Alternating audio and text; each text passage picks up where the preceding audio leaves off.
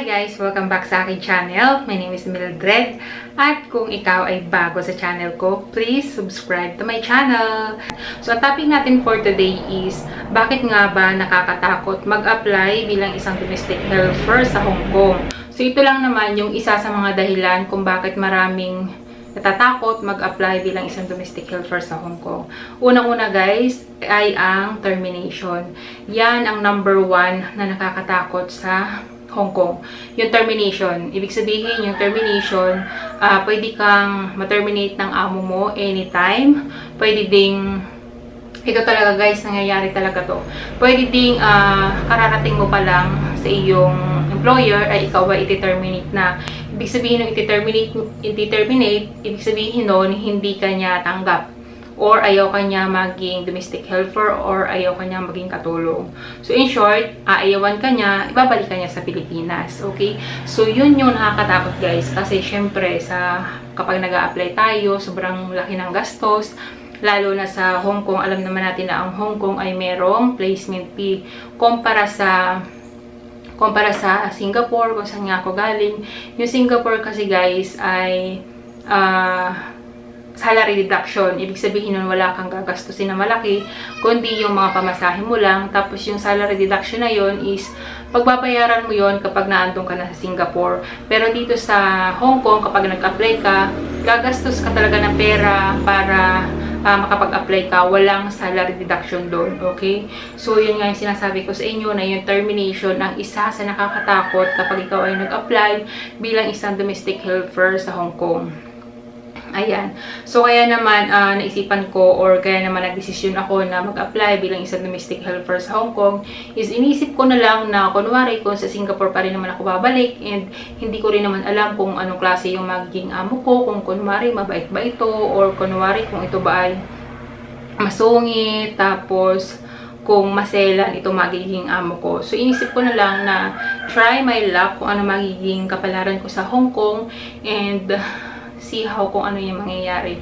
So, yung termination na sinasabi ko guys is very common sa Hong Kong dahil maraming mga kababayan sa atin sa Hong Kong na hindi pa man nakakatapak or hindi pa man nakakapasok sa loob ng bahay ng kanilang employer ay inite-terminate na sila. So, yun talaga yung nakakatakot doon.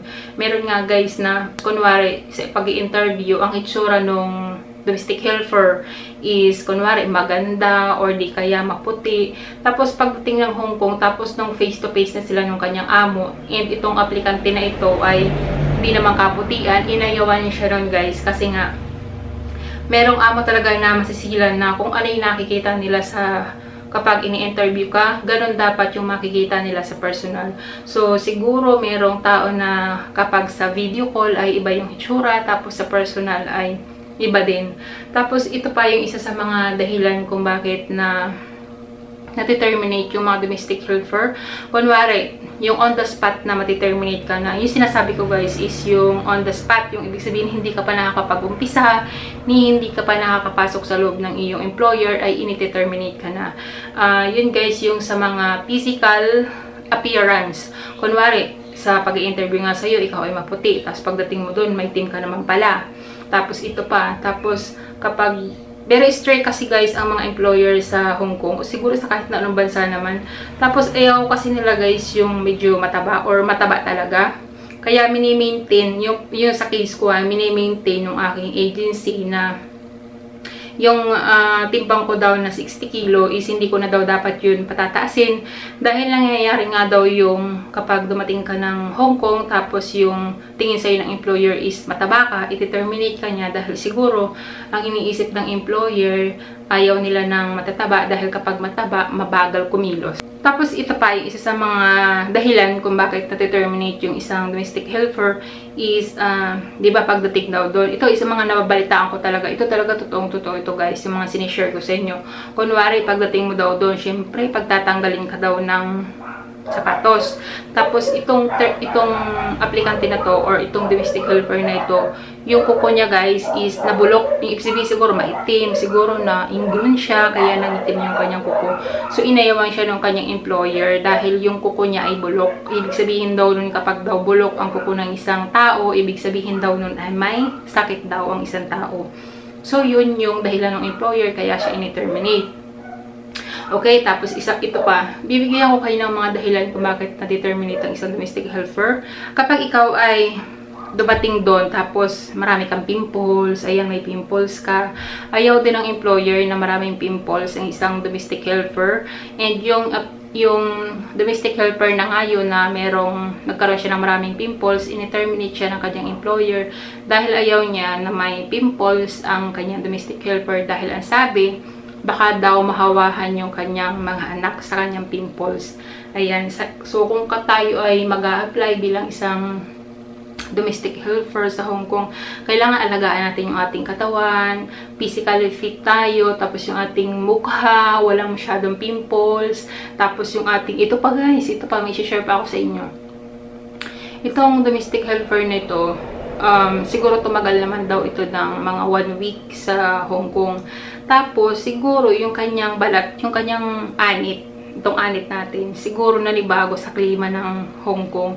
Tapos guys, nung naka 1 week na nga daw doon itong aplikante na to, or itong domestic helper na to, sobrang kumapal daw yung kanyang balakubak.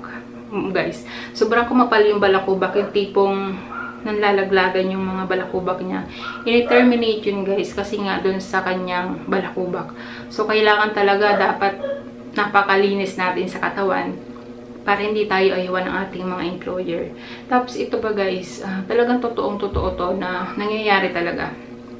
Na yung mga dahilan kung bakit inaayawan ng employer yung isang domestic helper. Ito pa guys, yung kapag may sira yung iyong ngipin, aayawan ka din ng employer mo kapag may sira ang iyong ngipin. Kaya dapat kung tayo ay mag-a-apply bilang isang domestic helper, dapat tanggalin na natin yung ating mga sira ng ngipin, kung kinakailangan pabunot or palagyan ng pasta na para pagdating doon, wala na tayong maging problema. Kaya diba guys, sa medical, merong dental, merong optical, merong physical examination, tapos mga laboratory, ganyan, para walang maging problema kapag naandun na. Ayan, ito. Isa sa mga dahilan kung bakit na-determinate ang isang domestic helper sa Hong Kong dahil kapag dating doon, pinapapungsoy yung iyong pangalan, birthday, edad, parang mga ganun, pinapapungsoy. Pag pinapungsoy ka, kahit gaano ka pa ka-physical fit, kaganda yung iyong appearance, kung pinapungsoy ka at yung lumabas is hindi maganda, aayawan ka talaga ng amo mo. Dahil ang mga Chinese guys, talagang naniniwala yan sa mga pungsoy. Okay? So, ayan, so sa kagaya ko na naghahantay na lang ng visa and medyo kinakabahan dahil syempre baka mangyari sa atin yung mga ganun, pero pinipray ko na sana naman wag mangyari sa akin yung ganun na ayawan ng employer kasi sa inong hirap, pagod at gastos natin, okay? So sa mga kagaya ko na nag-a-apply sa Hong Kong, pray lang tayo guys para swertihin tayo sa ating mga amo, okay?